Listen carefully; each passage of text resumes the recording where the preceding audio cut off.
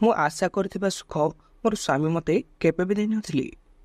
ମୁଁ ଯେତେବେଳେ ମୋ ସ୍ୱାମୀଙ୍କ ନିକଟକୁ ଆସିଲି, ସେ ମୋତେ ଛୁଇଁ ମଧ୍ୟ ଦେଇନଥିଲେ।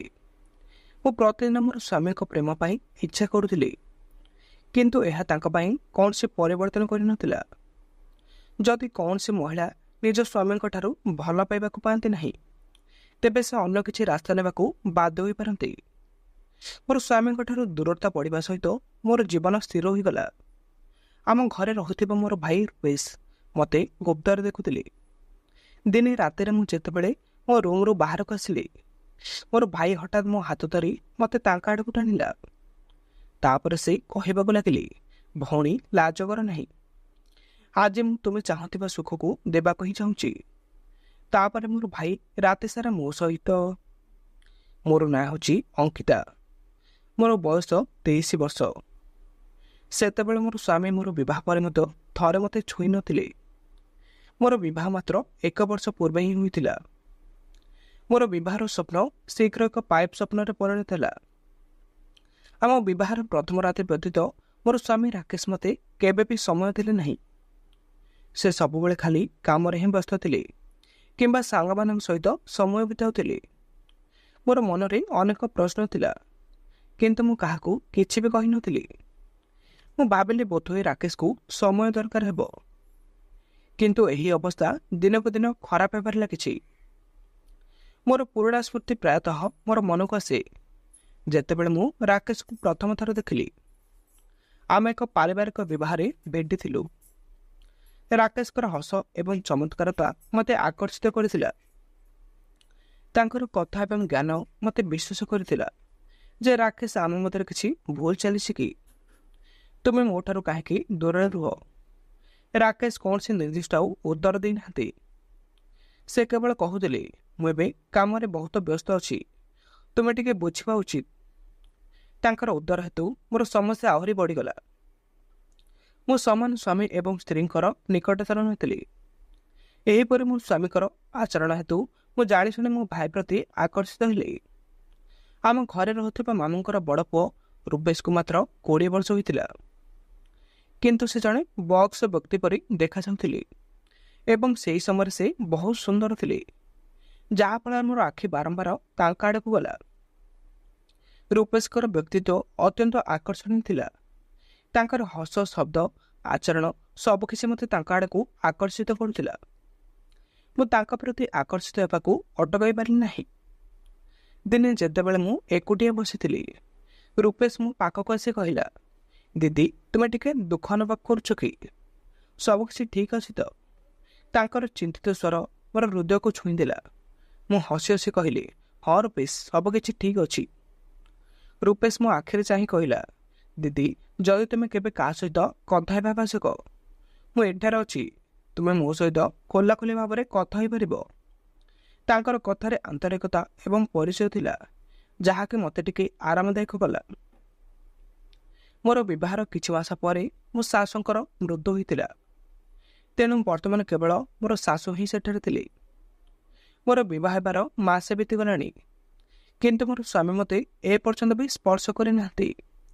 ଯେତେବେଳେ ରୁପେଶ ଘରକୁ ଆସିଲି, ମୁଁ ରୋଷେଇ ଘରେ ରୋଷେଇ କରୁଥିଲି। ମୁଁ ଘରେ ଆଉ କେଉଁଠାରେ ଜମା ବି ଦେଖାଯାଉନଥିଲି।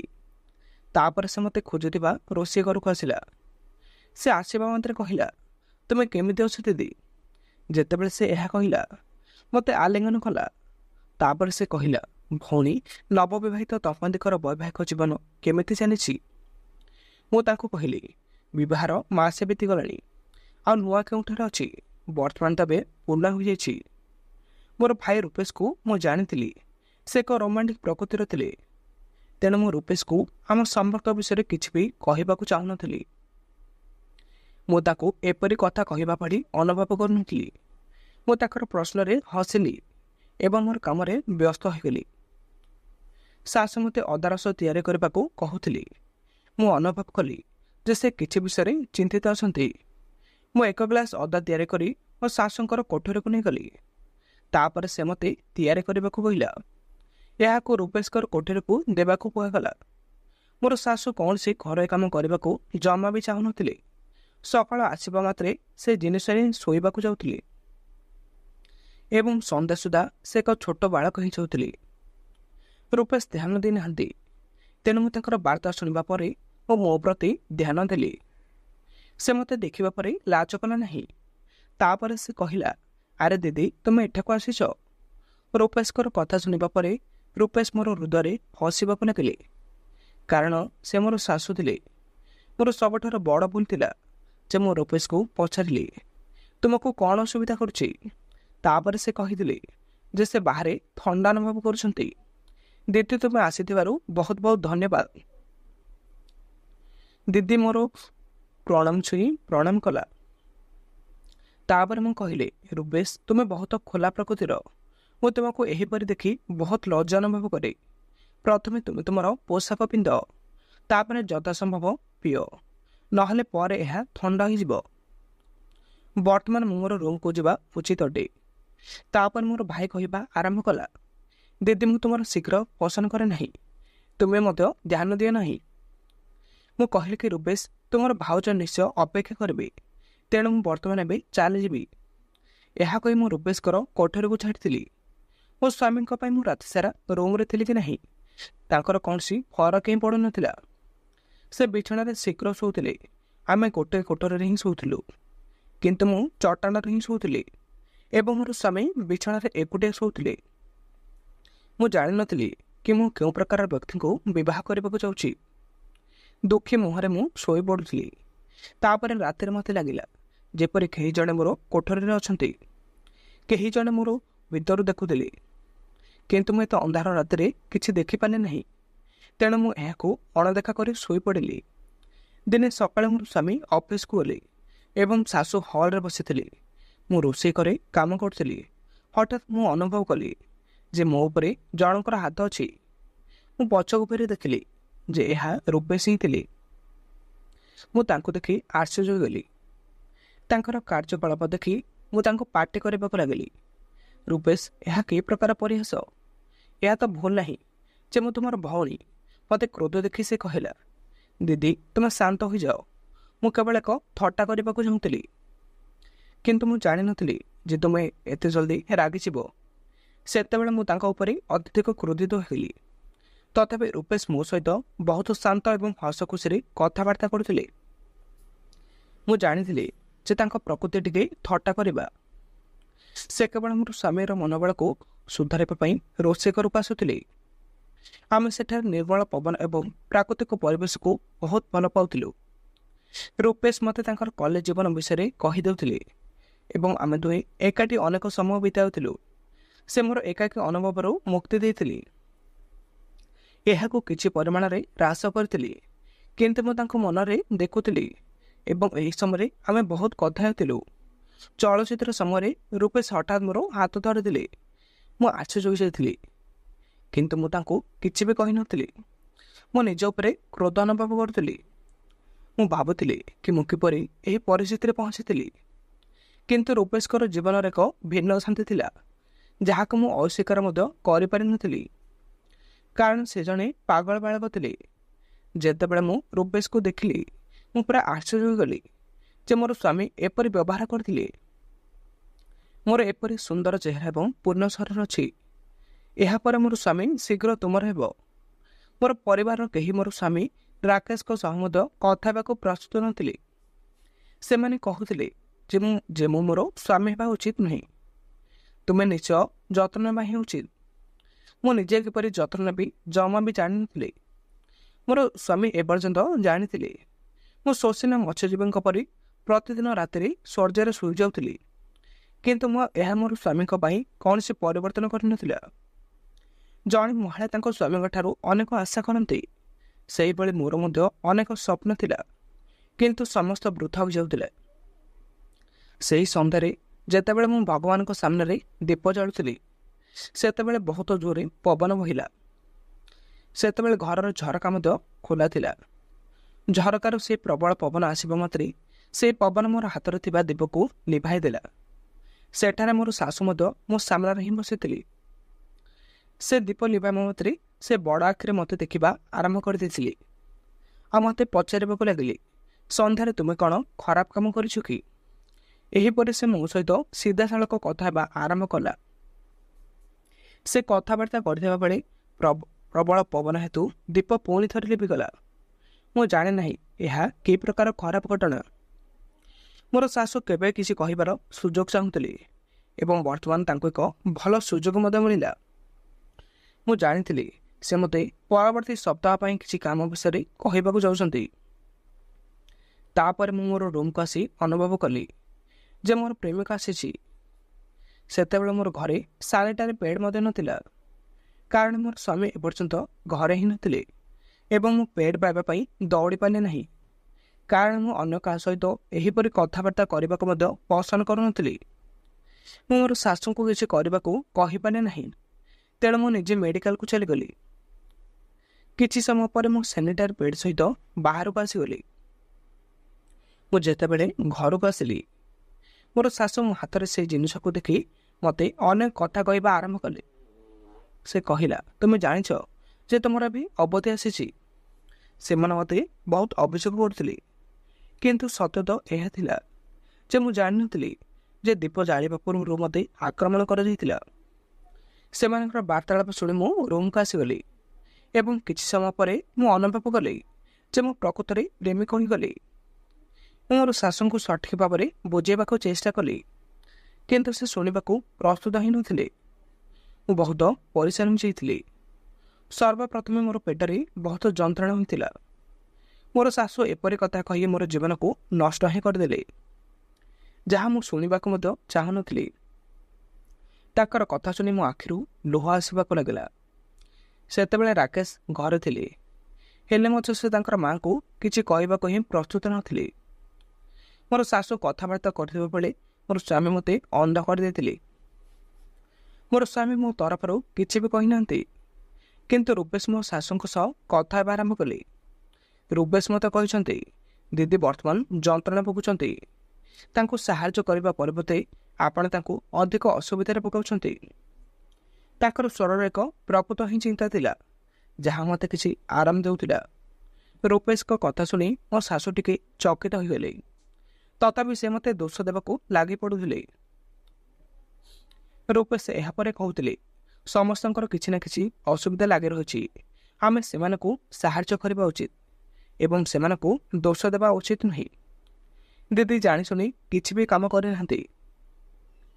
ରୂପେଶଙ୍କର ଶବ୍ଦ ମୋର ଶାଶୁ ଉପରେ ଅଧିକ ପ୍ରଭାବ ପକାଇ ନଥିଲା, କିନ୍ତୁ ସେ ଭାବୁଥିଲେ ମୋ ପାଇଁ କିଛି ସମୟ ନୀରବ ରହିବା ହିଁ ଭଲ।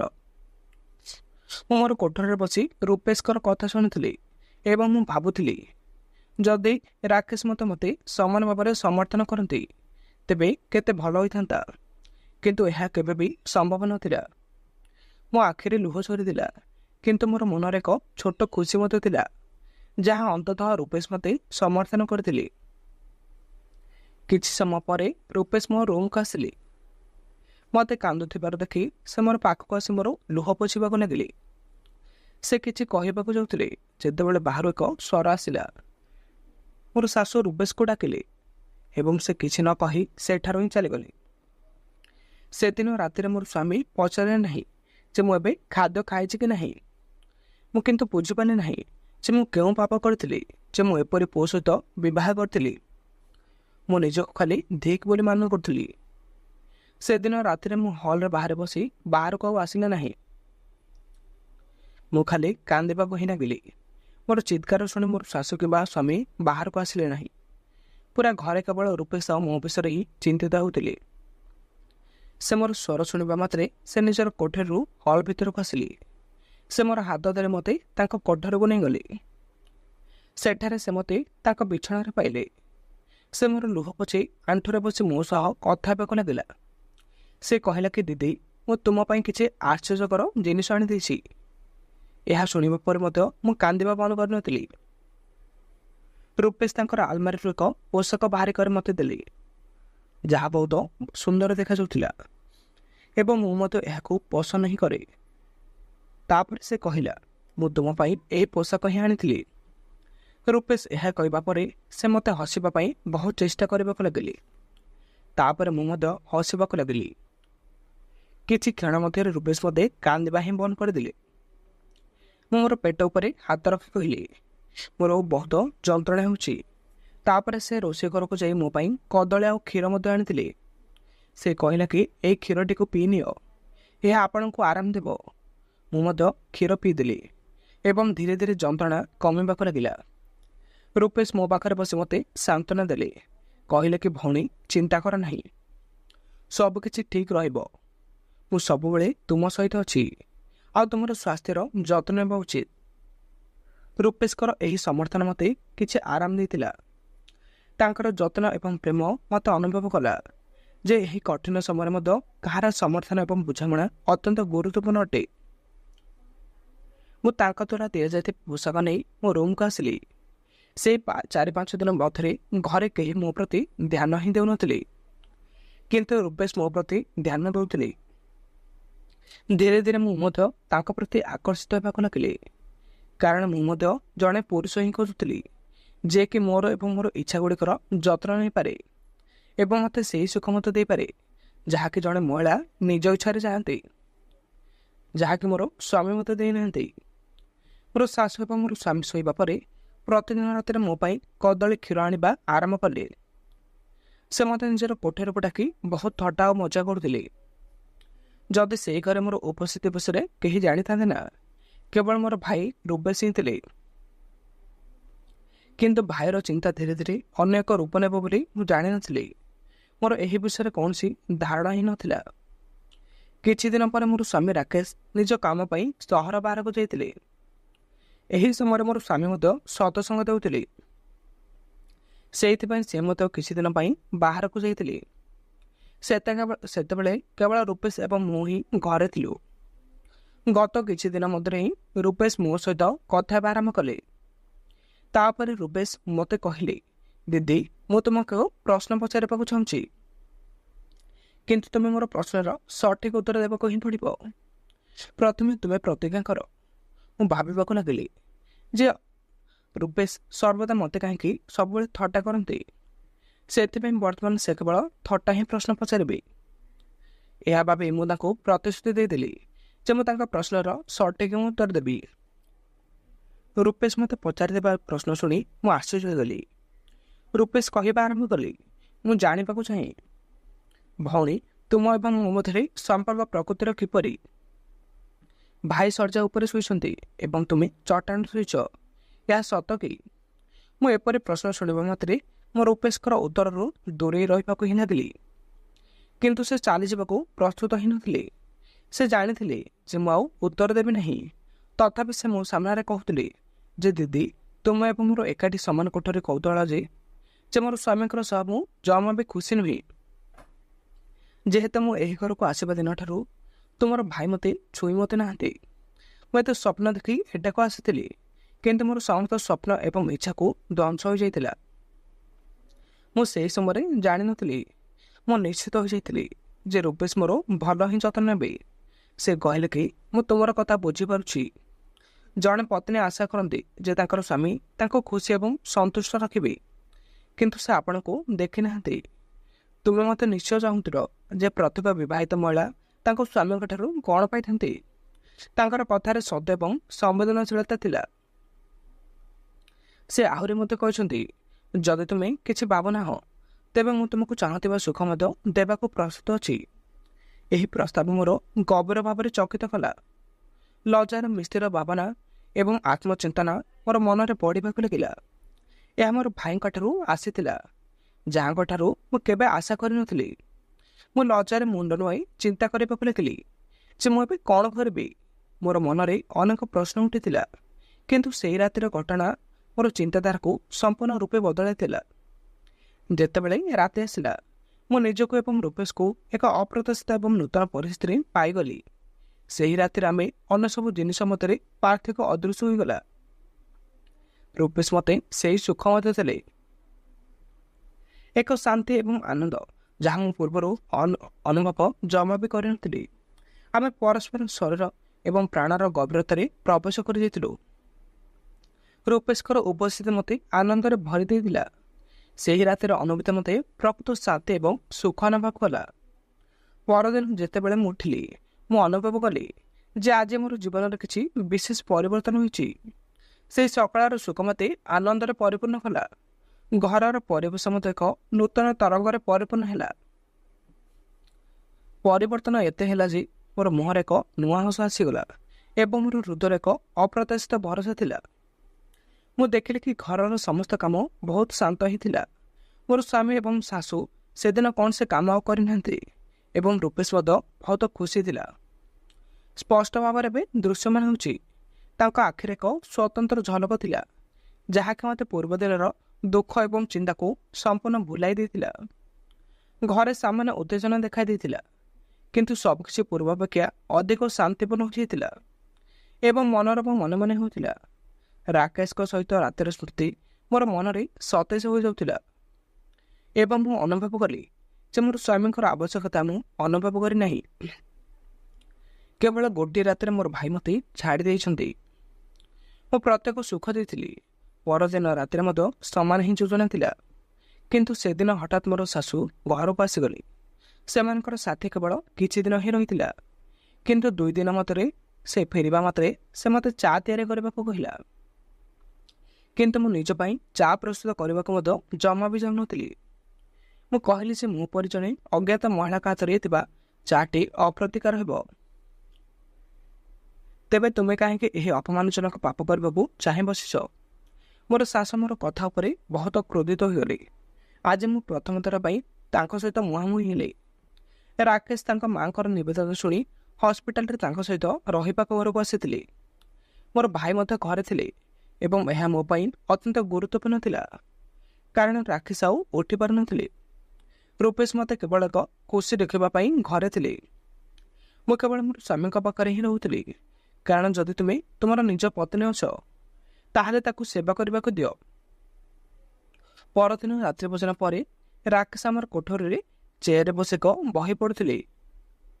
ରାତ୍ରି ଭୋଜନ କରିବା ପରେ ଶାଶୁ ତାଙ୍କର କୋଠରୀକୁ ଯାଇଥିଲେ କିନ୍ତୁ ମୁଁ ମୋର କାମ ଜାରି ରଖିଥିଲି। ରୋଷେଇ ଘରେ ଯେତେବେଳେ ମୁଁ ଟଙ୍କା ପାଇଁ ରୋଷେଇ କରିଥିଲି ସେତେବେଳେ ରୂପେଶ ସେଠାକୁ ଆସିଥିଲେ। ସେ ମୋତେ ଭଦ୍ର ଭାବରେ ତାଙ୍କର କୋଠରୀକୁ ଆସିବାକୁ କହିଥିଲେ। ଯେତେବେଳେ ମୁଁ ରୋଷେଇ ଘରେ କାମ ସମାପ୍ତ କଲି ଏବଂ ରୂପେଶଙ୍କର କୋଠରୀରେ ଗୀତ ଗାଇଲି ମୋର ମନରେ ଆଜି ଏକ ଅଦ୍ଭୁତ ଅନୁଭବ ଥିଲା। ମୁଁ ବହୁତ ସ୍ୱତନ୍ତ୍ର ଅନୁଭବ କରୁଥିଲି। ରୂପେଶଙ୍କର କୋଠରୀରେ ସଜା ଯାଇଥିଲା ଏବଂ ଏକ ସ୍ୱତନ୍ତ୍ର ଆକର୍ଷଣ ଥିଲା।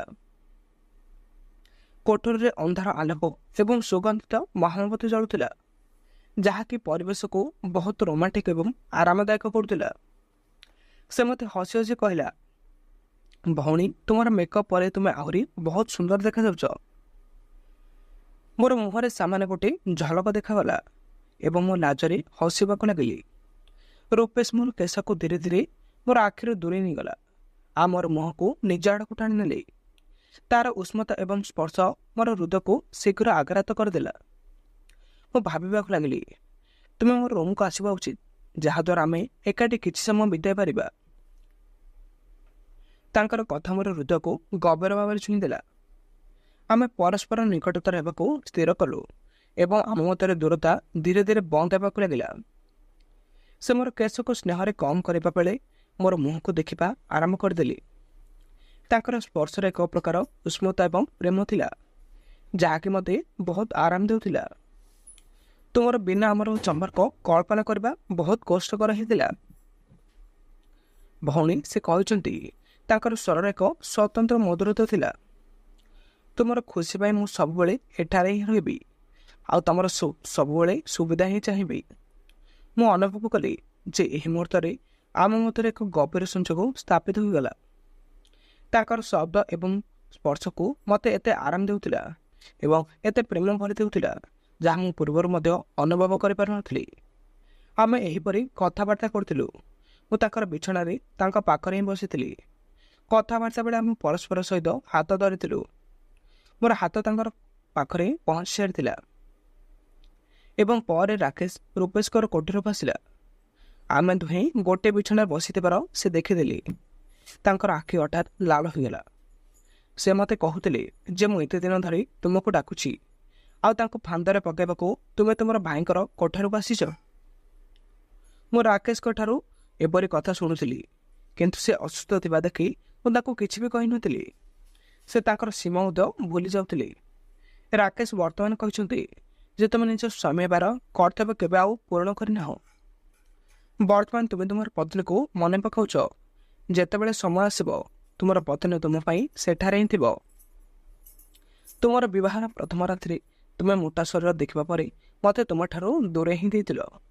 ଆଉ ତୁମେ ମୋତେ ଛୁଇଁବାକୁ ଚେଷ୍ଟା ମୋତେ କଲ ନାହିଁ। ତୁମେ ଯାହା ବି କହିଥିଲ ତାହା ତୁମେ ମୋତେ ଘୃଣା କର। ବର୍ତ୍ତମାନ ଯେତେବେଳେ ମୁଁ ତୁମକୁ 24 ଘଣ୍ଟା ସେବା କରିବି ତୁମେ ମୋତେ ଘୃଣା କରିବ ନାହିଁ। ରାକେଶ କହିଛନ୍ତି, କିଛି ଦିନରୁ ମୁଁ ତୁମ ଏବଂ ରୂପେଶଙ୍କ ମଧ୍ୟରେ କ'ଣ ଚାଲିଛି ତାହା ଉପରେ ମୁଁ ନଜର ରଖି ଚାଲିଛି। ମୁଁ ମଧ୍ୟ ସବୁକିଛି ଦେଖିପାରେ। ମୁଁ ତୁମର ରଙ୍ଗୀନ କଥାକୁ ବହୁତ ଭଲ ଅନୁଭବ କରୁଛି। ତାପରେ ମୁଁ କହିଲି, ରାକେଶ, ତୁମେ ମୋତେ ଏବଂ ମୋର ଭାଇକୁ ଦୋଷ ଦେଇଥିବା ଭଳି କିଛି ବି ନାହିଁ। ହଁ, ଆମେ ଦୁହେଁ ଅଜାଣତରେ ଦୂରେଇ ଯାଇଥିଲୁ, କିନ୍ତୁ ଅଜାଣତରେ କରାଯାଇଥିବା ଏକ ଭୁଲକୁ ଭୁଲ କୁହାଯାଇପାରିବ ନାହିଁ। ଯଦି ତୁମେ ମୋର ପତ୍ନୀ ହେଇନଥାନ୍ତ ବୋଧେ ଏସବୁ ଜମା ବି ହୋଇନଥାନ୍ତା। ରୂପେଶ ମୋତେ ଖୁସି ଏବଂ ଅନ୍ୟ କିଛି ଦେଖିବାକୁ ଜମା ବି ଚାହୁଁନଥିଲେ। ଯଦି ତୁମେ ମୋତେ ଏହି ସୁଖ ଦେଇଥାନ୍ତ ନା, ମୁଁ ରୂପେଶଙ୍କ ନିକଟକୁ ଜମା ବି ଯାଇନଥାନ୍ତି। ରୂପେଶ ସେ ମଧ୍ୟ ତୁମଠାରୁ ଅଧିକ ବହୁତ ବୁଦ୍ଧିମାନ ଅଟେ। ସେ କଦାପି ମୋତେ ମନ୍ଦ ଆଖିରେ ମୋତେ ଚାହିଁନଥିଲି। ମୋର ସ୍ୱାମୀ ଏବଂ ସତ୍ତ୍ୱେ ତୁମେ କେବେ ବି ମୋର ଯତ୍ନ ନେଲ ନାହିଁ। ତୁମ ପଛରେ ରୂପେଶ ଥିଲେ ଯିଏକି ମୋର ବହୁତ ଯତ୍ନ ନେଉଥିଲେ। ଏହାକୁ ବୁଝି ସେ ମୋତେ କିଛି କହିବାକୁ ଆଉ ଜମା ବି ବାଧ୍ୟ କଲେ ନାହିଁ। ରୂପେଶର କଥା ରାକେଶକୁ ସମ୍ପୂର୍ଣ୍ଣ ରୂପେ ବଦଳାଇ ଦେଇଥିଲା। ସେ ମୋର ପାଦ ତଳେ ପଡ଼ିଯାଇଥିଲେ। ମୋତେ ଏବଂ ରୂପେଶକୁ କ୍ଷମା ମାଗିବାକୁ ଲାଗିଲେ। ମୋତେ କ୍ଷମା କର, ସେ କହିଲେ କି ମୁଁ ଭୁଲ କାମ କରିଛି। ମୁଁ ତୁମ ଏବଂ ରୂପେଶଙ୍କ ସହିତ ବହୁତ ଭୁଲ ଆଚରଣ କଲି। ମୁଁ ମୋର ଭୁଲ ଏବେ ବୁଝିସାରିଛି। ଦୟାକରି ମୋତେ କ୍ଷମା କରିଦିଅନ୍ତୁ। ମୋର ସ୍ୱାମୀ ମୋତେ ଏବଂ ରୂପେଶକୁ କ୍ଷମା ମାଗିଥିଲେ ଏବଂ ଏହିସବୁ ମୋ ପାଇଁ ଏକ ନୂତନ ଆରମ୍ଭର ସଂକେତ ହିଁ ଥିଲା। ବର୍ତ୍ତମାନ ଆମ ମଧ୍ୟରେ ତିକ୍ତତା ହ୍ରାସ ପାଇଲା ଏବଂ ଆମେ ସମସ୍ତେ ଏକାଠି ଏକ ନୂଆ ଦିଗକୁ ଯିବାକୁ ପ୍ରସ୍ତୁତ ଥିଲୁ। ରାକେଶଙ୍କ ସହ ମୋର ସମ୍ପର୍କ ଉନ୍ନତ ହେଲା ଏବଂ ଆମେ ଆମର ପରିବାରକୁ ଏକ ଖୁସି ଏବଂ ଶାନ୍ତିପୂର୍ଣ୍ଣ ପରିବେଶରେ ପରିଣତ କରିବା ପାଇଁ ମିଳିତ ଭାବରେ କାର୍ଯ୍ୟ କରିବା ଆରମ୍ଭ କଲୁ। ରୂପେଶ ମଧ୍ୟ ଆମକୁ ସାହାଯ୍ୟ ହିଁ କରୁଥିଲେ ଏବଂ ଏହି କଷ୍ଟଦାୟକ ସମୟ ଦେଇ ଆମକୁ ପାଇବାରେ ଏକ ଗୁରୁତ୍ୱପୂର୍ଣ୍ଣ ଭୂମିକା ଗ୍ରହଣ କରିଥିଲେ। ମୋ ସ୍ୱାମୀଙ୍କର ଏହି ସମ୍ପୂର୍ଣ୍ଣ ପରିବର୍ତ୍ତନ ପଛରେ କେବଳ ମୋର ଭାଇ ରୂପେଶଙ୍କର ହିଁ ହାତ ଥିଲା। ଆଜି ତାଙ୍କର ସାହାଯ୍ୟରେ ମୁଁ ମୋର ସ୍ୱାମୀ ଏବଂ ଶାଶୁକୁ ମନାଇବାରେ ବହୁତ ସକ୍ଷମ ହେଲି। ନଚେତ୍ ମୁଁ ମୋର ପ୍ରାଣକୁ ଅନ୍ୟ କାହାକୁ ଦେଇଥାନ୍ତି। ରୂପେଶ ମୋତେ ସବୁବେଳେ କହୁଥିଲେ ଯେ ଏକ ବହୁ ପତ୍ନୀଙ୍କର ମୂଲ୍ୟ କିପରି ସମାନ ହୋଇଛି। ମୋର ଏକ ସ୍ୱାମୀ ମଧ୍ୟ ଥିଲେ ଯିଏକି ମୋତେ ସମ୍ମାନ କରୁନଥିଲେ ଏବଂ ଏକ ଶାଶୁ ଯିଏକି ମୋତେ ସବୁବେଳେ ଅଡ଼ୁଆରେ ହିଁ ପକାଉଥିଲେ। କେବଳ ରୂପେଶ ହିଁ ମୋ ପାଇଁ ସମାନ କାର୍ଯ୍ୟ କରୁଥିଲେ। ବର୍ତ୍ତମାନ ରୂପେଶ ପ୍ରଭାବ ହେତୁ ମୋର ସ୍ୱାମୀ ଏବଂ ଶାଶୁଙ୍କ ପ୍ରତି ମୋର ଆଚରଣ ପୁରା ବଦଳି ଯାଇଥିଲା। ସେ ଭୁଲ କରିଦେବା ହେତୁ ମୋର ଶାଶୁଙ୍କ ସହିତ ପରିବର୍ତ୍ତନ ହେବାର କୌଣସି ଆବଶ୍ୟକତା ହିଁ ନଥିଲା। ଆପଣଙ୍କର ପତ୍ନୀ ମୋଟା କିମ୍ବା କଳା ହୁଅନ୍ତୁ, ଜଣେ ପତ୍ନୀ ସର୍ବଦା ଜଣେ ପତ୍ନୀ ହିଁ ହୋଇଥାଏ ଯିଏକି ପ୍ରତ୍ୟେକ ସୁଖ ଏବଂ ଦୁଃଖରେ ଆପଣଙ୍କ ସହିତ ଛିଡ଼ା ହୋଇପାରନ୍ତି। ଏହି ସମଗ୍ର ଅନୁଭୂତି ମୋତେ ଶିକ୍ଷା ଦେଇଥିଲା ଯେ ସମଗ୍ର ସମ୍ପର୍କ ପ୍ରେମ ଆଉ ବୁଝାମଣା ଏବଂ ସମାନତା କେତେ ଗୁରୁତ୍ୱପୂର୍ଣ୍ଣ ଅଟେ। ମୋର ପରିବାରର ଅବସ୍ଥା ସୁଧାରିବାରେ ରୂପେଶଙ୍କର ସମର୍ଥନ ଏବଂ ମାର୍ଗଦର୍ଶନ ଏକ ଗୁରୁତ୍ୱପୂର୍ଣ୍ଣ ଭୂମିକା ଗ୍ରହଣ କରିଥିଲା। ବର୍ତ୍ତମାନ ଆମେ ସମସ୍ତେ ଏକତ୍ର ସୁଖୀ ଅଟୁ ଏବଂ ସକାରାତ୍ମକ ଜୀବନଯାପନ କରିବାକୁ ଅପେକ୍ଷା ହିଁ କରିଛୁ। ଏହି ପରିବର୍ତ୍ତନ ମୋର ଜୀବନର ଏକ ଗୁରୁତ୍ୱପୂର୍ଣ୍ଣ ଅଧ୍ୟାୟ ଥିଲା ଯାହାକି ମୋତେ ଆତ୍ମସମ୍ମାନ ଏବଂ ଏକ ସୁଖର ଏକ ନୂତନ ଦିଗ ଦେଇଥିଲା। ବନ୍ଧୁଗଣ, ମୁଁ ଆଶା କରୁଛି ମୋର ଏହି କାହାଣୀଟି ଆପଣମାନଙ୍କୁ ନିଶ୍ଚୟ ପସନ୍ଦ ଆସିଥିବ। ଯଦି ପସନ୍ଦ ଆସେ ତେବେ ମୋର ଭିଡ଼ିଓକୁ ଲାଇକ୍, ସବସ୍କ୍ରାଇବ୍ ଆଉ ସମସ୍ତ ପାଖକୁ ସେୟାର କରନ୍ତୁ। ବନ୍ଧୁଗଣ, ଆଜି ପାଇଁ ଏତିକି। ପୁଣି ଦେଖା ହେବା ଆଉ ଏକ ନୂଆ ଭିଡ଼ିଓରେ ଏମିତି ଏକ ସୁନ୍ଦର କାହାଣୀ ସହିତ। ବର୍ତ୍ତମାନ ମୁଁ ରହୁଛି।